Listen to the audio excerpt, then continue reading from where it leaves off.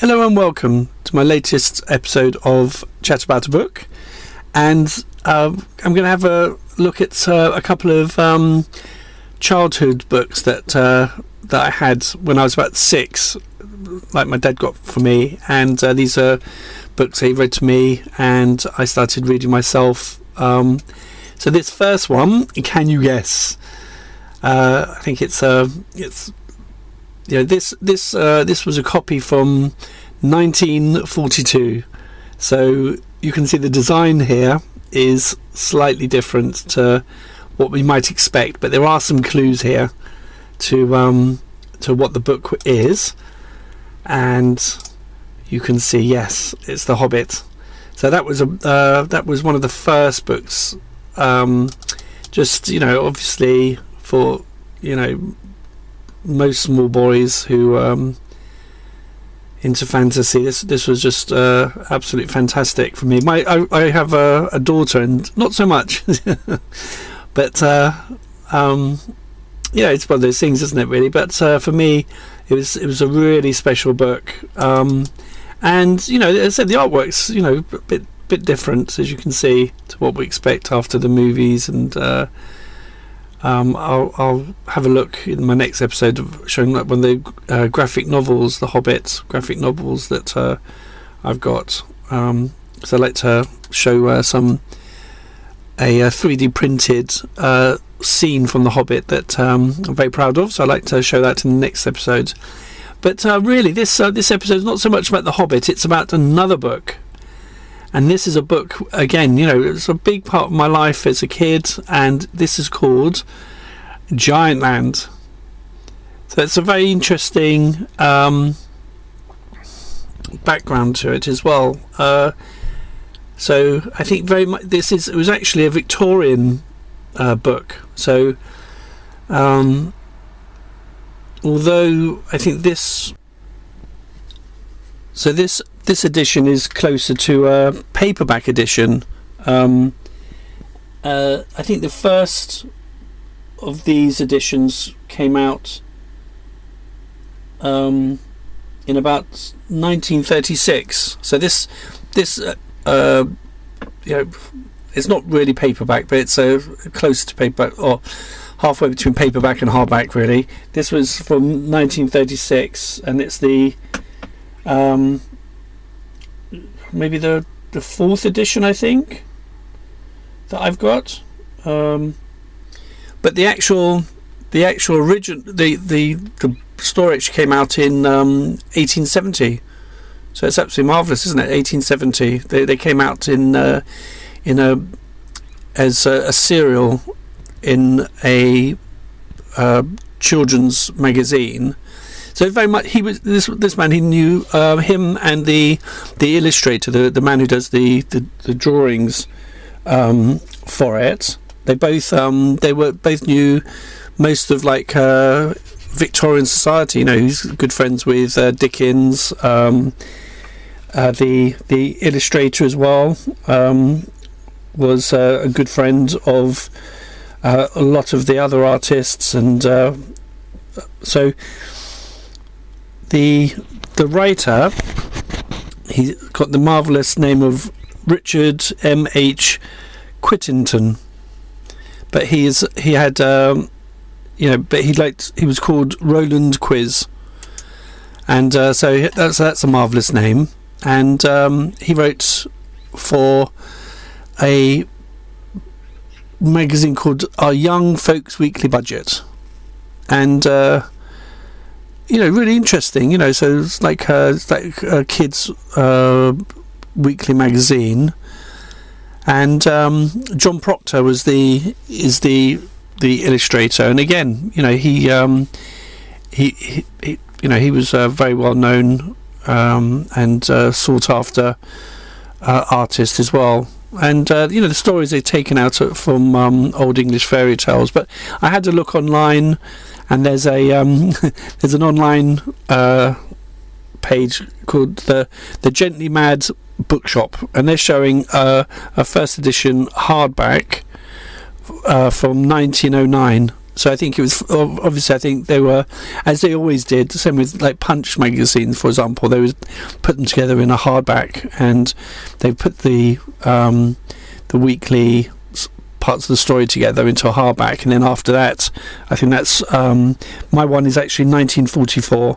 So this is the 4th edition, and it's actually got the most people bought it. 22,000 people bought it, whereas the previous one's about 5 to 7,000. So it's very popular, and just a wonderful. If you look at the foreword by Lupino Lane. So I didn't know who Lupino Lane was, or I didn't think I did, but I have seen old black and white movies, and I do recognise him, and just fantastic. He was a famous theatre actor, just like all of the greats. They all sort of come out of like slapstick and vaudeville and that type of thing. Like he's an English actor. And he was at his height pretty much at this time. This is like the 1930s, 1940s. And he's written here, Lupino Lane is written in the appreciation. Messrs. Joyner and Steele are to be congratulated upon the republication of this book, the first of the famous series Tim Pippin stories by Roland Quiz, with illustrations from the originals by Puck. So that's their names. Some of my happiest boyhood memories centre around these stories, and I'm sure they will win many young enthusiasts for Tim and his great adventure. Good luck, Tim, and all the success, Lupino Lane. So it's absolutely lovely. I mean, I feel really appreciative. I am definitely one of those who's got boyhood memories of this book, and as I said, Lupino Lane, fantastic, very interesting man. I mean, his most famous show was Me and My Girl, and this led to a popular dance routine like worldwide called the Lambeth Walk. So Lambeth, it's like South London, so it's like a very, very cocksure type of dance, and there was an American film made about called the Lambeth Walk, which they've basically used, but the US audiences, they just didn't have the stomach for South London culture. They just couldn't understand any of it. But here's a bit from YouTube of the Lambeth Walk.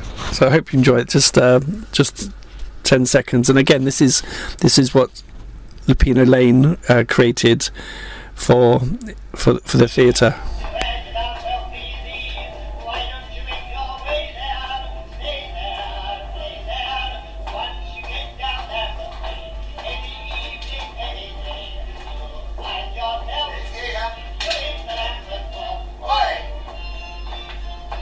Fun, and it's very interesting, lovely forward, and again, you open the book and straight away you've got like 1940s, Ovaltine adverts at the start, and then you get the first picture, and you can really see, this is what it's all about, two-headed giants. So that I find that really fantastic.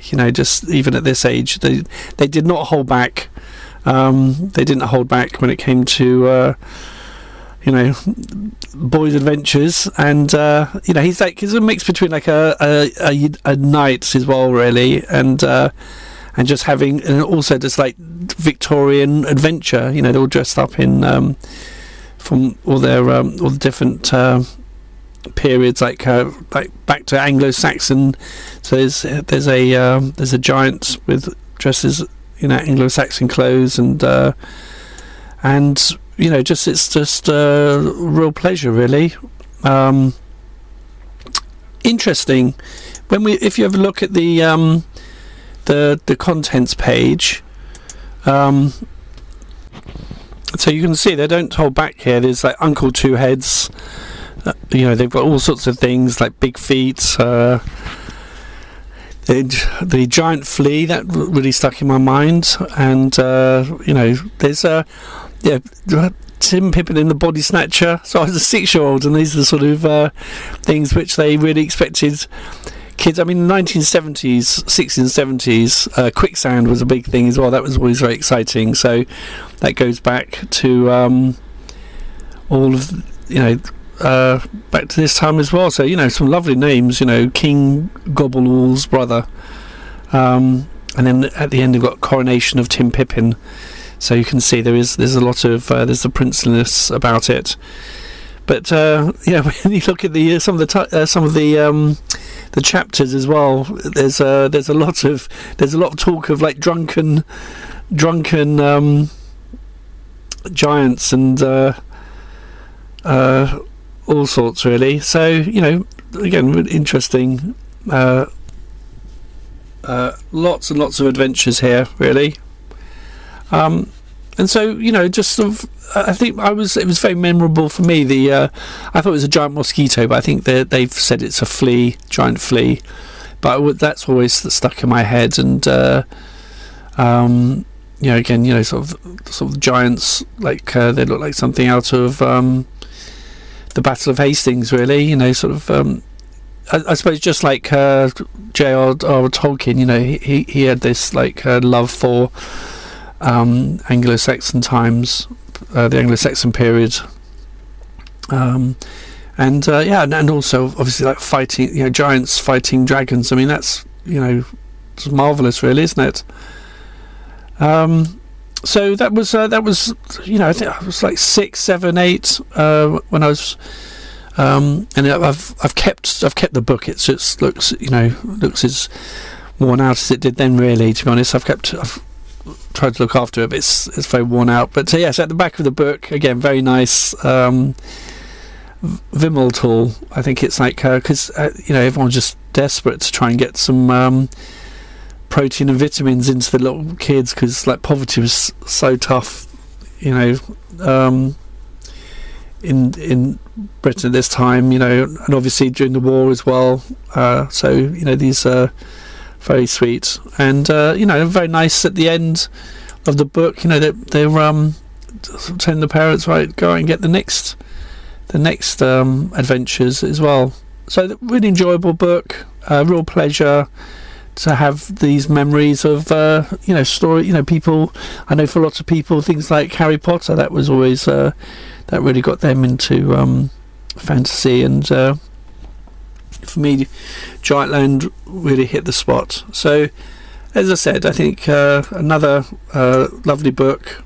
Unlike the others, this is out of print, but just childhood adventures, good stuff.